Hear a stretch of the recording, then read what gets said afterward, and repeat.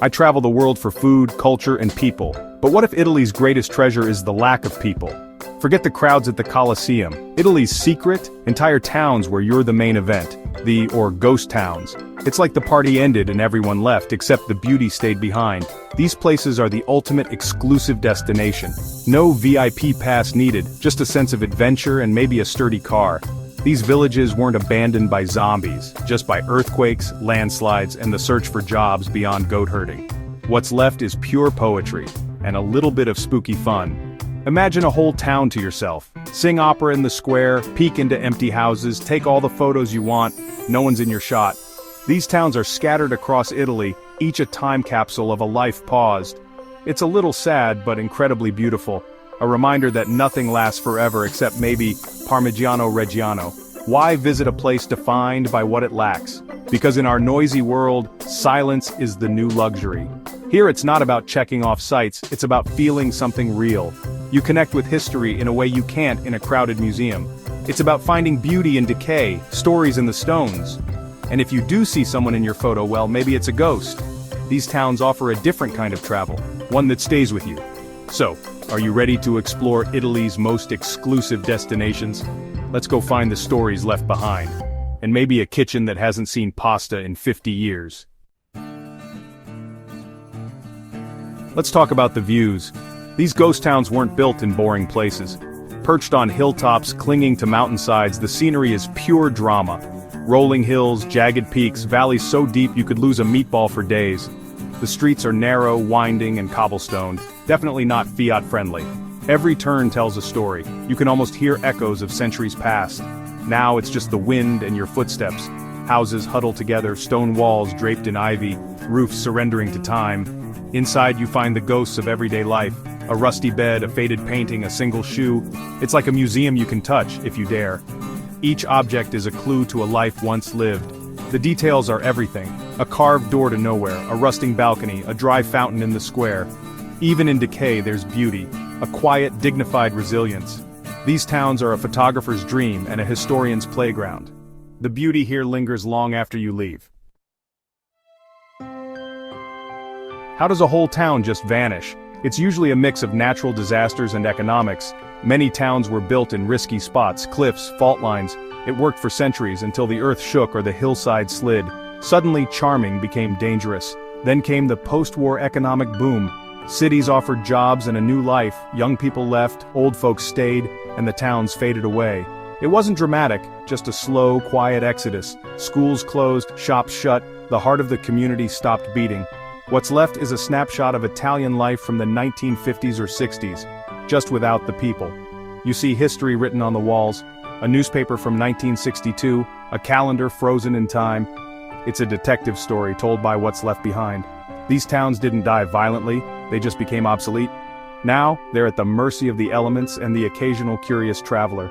It's a story of progress and loss, preserved in stone and silence. Each visit is a chance to piece together the past, and maybe to imagine a future. Would you stay? The current residents? Mostly ghosts and goats. If I were a ghost, I'd haunt these towns. No noisy neighbors, endless views, empty houses to choose from. Maybe they have a spectral bocce league or just complain about the weeds. The goats, sheep, and wild boars are the real rulers now, wandering the streets like they own the place. You'll meet a goat in a crumbling church giving you a look that says, "You're in my spot." They're the welcome committee and the groundskeepers keeping nature in check. But the most prominent resident is silence, a deep, profound quiet. In a world of constant noise, here you hear only wind, birds, and your own thoughts. It's unnerving at first, then blissful. And don't forget the cats. Every Italian town, living or dead, has its feline guardians. They watch from sunlit walls, indifferent but wise. They've seen it all: life, decline, curious tourists. If only they could talk, they'd probably just ask for food. The social scene here is unique. Ghosts, goats, and cats. It's not for everyone, but it's never boring. The silence is the real treasure. And the company? Unforgettable. Welcome to the quietest neighborhood in Italy. Spending the night in a ghost town? The nightlife is crickets, literally. The local club is the great outdoors, with a moonlit light show and a billion stars. Forget bars and dance floors. Here you find a spot, sit back and listen. Owls hoot, Creatures rustle, the wind sighs through empty buildings. It's nature's symphony, more relaxing than any spa playlist. You can actually have a conversation or just connect with yourself. And if you're alone, the silence is your companion. Some say the ghosts come out to dance after dark. Maybe you'll feel their energy. Stargazing is the main event, no light pollution, just the Milky Way in all its glory. It's humbling, putting your worries in perspective. The universe is vast, your emails can wait. Nightlife here is an invitation to slow down, look up and just be.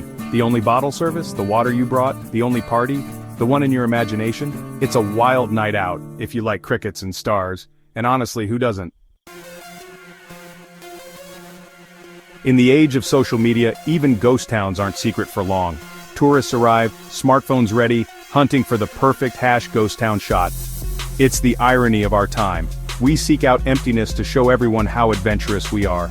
Every crumbling wall and overgrown doorway becomes a photo op, ruin chic at its finest. People pose in empty windows, snap their feet on ancient stones, and filter the decay for maximum drama. But it's not just about photos, it's about discovery. Urbex in the wild, a real-life adventure off the guidebook grid. There's a thrill in finding a hidden gem and relying on curiosity instead of Google. This new tourism brings attention, and sometimes preservation, but also risk. The best visitors take only pictures, leave only footprints, and respect the fragile history. They come for the photo, but leave with a story. These towns are more than a backdrop, they're a reminder to explore with care. The emptiness is real, but so is the magic, and your followers will definitely be jealous. What do you do with a town that has no people? Try to bring them back. Italy's solution: sell houses for €1. The catch? You have to renovate. Adventure and expense included. Some towns become art installations with murals and sculptures breathing new life into old walls. Others host festivals, music, food, history, filling the streets with laughter and color if only for a weekend. It's a temporary resurrection, a beautiful dream before silence returns. These efforts give ghost towns a second act, havens for artists, unique vacation spots, or quiet escapes for city-weary souls. Not every attempt works, but the creativity is inspiring. Even lost places can find new purpose. It's about honoring the past while creating something new. Hope lingers in every stone, and sometimes the ghosts join the party. City life means alarms, traffic, and endless noise. In a ghost town, you wake to sunlight and birds, or maybe a goat. Your commute? A stroll down a cobblestone path with sheep for traffic. In the city, you're surrounded by people but often feel alone. In a ghost town, you're alone but deeply connected to history, nature, and yourself. Entertainment is DIY, read, watch sunsets, cook with local ingredients. The food you make after a day of exploring tastes better than any delivery.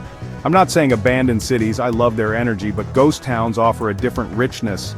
They're a reset button for your soul, a reminder of what matters. Visiting is a vacation from the 21st century. The silence clears out the noise. You remember what's important. Sometimes you need to escape to find yourself, and maybe meet a goat or two. Ready to move to an Italian ghost town? Here's the pitch. Pros: unmatched peace, million-dollar views, daily adventure, and a crash course in self-reliance. Your neighbors, goats and ghosts, are quiet, respectful, and never borrow your stuff.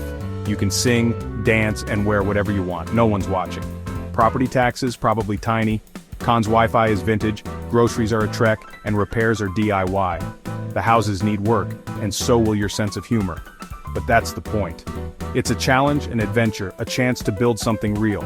Trade convenience for character, noise for nature, crowds for community. If you're tired of the rat race, maybe this is your place. Worst case, you get a great story and a goat for a best friend. And honestly, there are worse things. So, are you in?